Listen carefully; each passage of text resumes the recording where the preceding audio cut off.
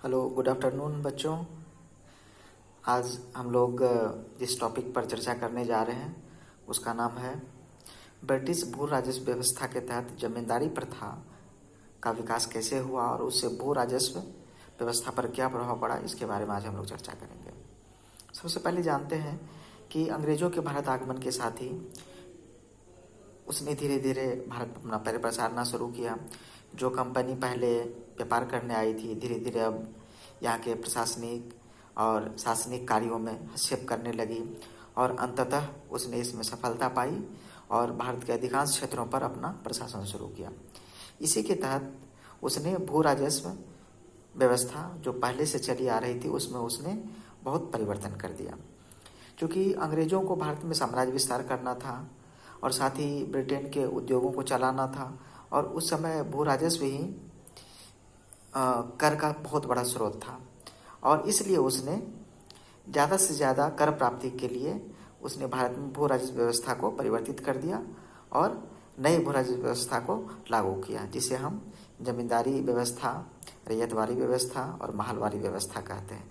लेकिन आज हम लोग बच्चों जमींदारी प्रथा या उसी को अस्थायी बंदोबस्त भी कहा जाता है, इसके बारे में चर्चा करेंगे।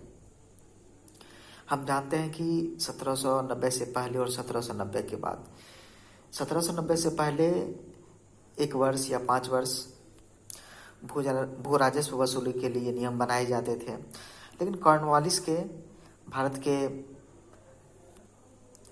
गवर्नर बनने के बाद उसने 1790 ईस्वी में 10 वर्ष के लिए एक भू राजस्व व्यवस्था लागू की। लेकिन 1793 तक आते आते उसने इसे अस्थायी कर दिया, क्योंकि कॉर्नवालिस का मानना था कि 10 वर्ष का समय बहुत ही अल्प समय है और इससे हम पूरी तरह से भू राजस्व व्यवस्था को अपने नियंत्रण में नहीं कर सकते, क्योंकि अंग्रेजों के लिए यहाँ की नीतियाँ, यहाँ की व्यवस्था, यहाँ के मौसम आदि के बारे में सही जानकारी नहीं थी। इसलिए उसने इसे अस्थायी कर दिया ताकि कम से कम, चाहे मौसम अनुकूल हो या प्रतिकूल हो, एक अस्थायी रूप से भू राजस्व की प्राप्ति होती रहे और उसका प्रशासनिक खर्च, दैनिक खर्च, सिविल खर्च आदि चलता रहे और उसका साम्राज्यवादी विस्तार होता रहे दूर दराज क्षेत्रों तक।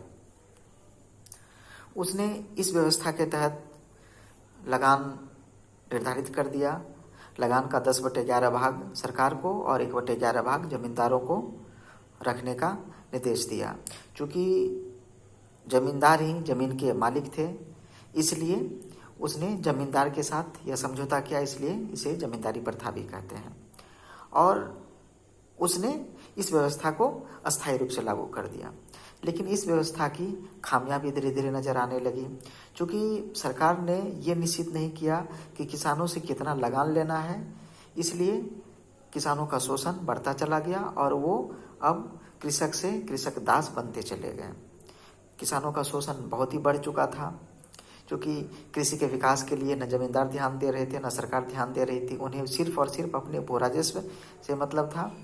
और धीरे धीरे क्या हुआ कि जमींदार भी कृषक से दूर होते चले गए।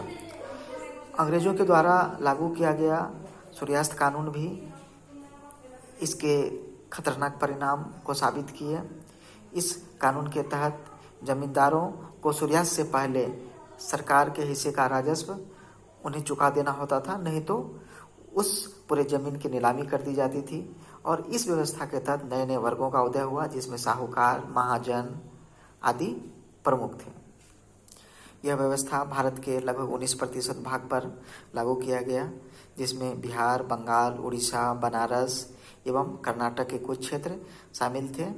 और यह व्यवस्था चलती रही। इसके परिणाम भारतीय कृषक के लिए, किसान के लिए बहुत ही घातक रहे।